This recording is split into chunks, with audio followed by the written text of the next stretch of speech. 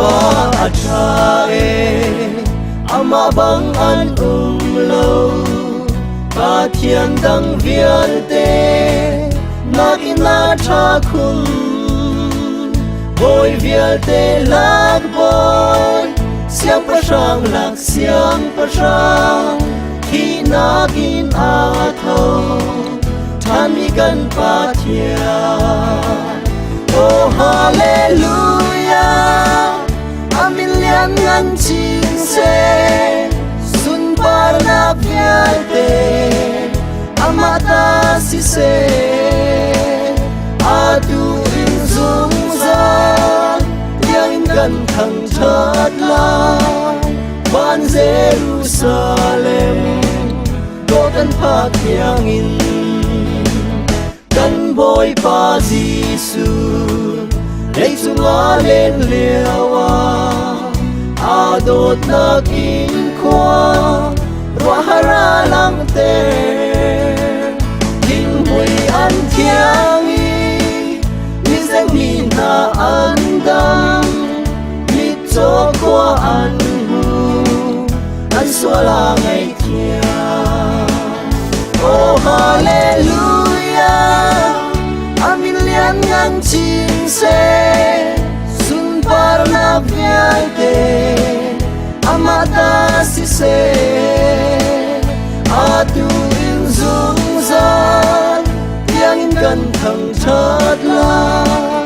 ban Jerusalem do kan pa kyang in mi swal kai cha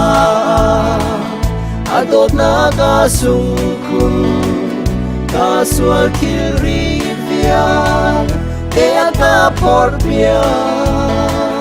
Jerusalem ha le kham nak thi sen lam a ka sial pia thara ka pe oh hallelujah amin lian ngan ching se sun par na vial te amata si se atu in zum zan yang in kan thang chat la ban Jerusalem do kan pa kyang in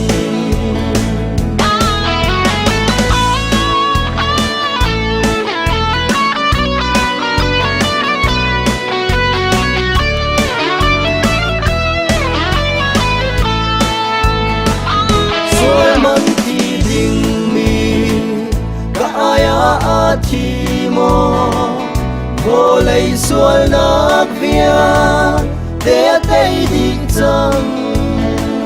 tất xa thiên lung kha ra bên cây cả đâm trăng mô ca nưng nát bồ ba lâu thăng trà oh hallelujah amin lian ngang chin se par na vial te amata si se atu in zum zan yang in kan thang chat la ban Jerusalem do kan pa kyang in oh hallelujah amin lian ngang chin se sun par na vial te amata si se atu in zum zan yang in kan thang chat la ban Jerusalem do kan pa kyang in ban Jerusalem do kan pa kyang in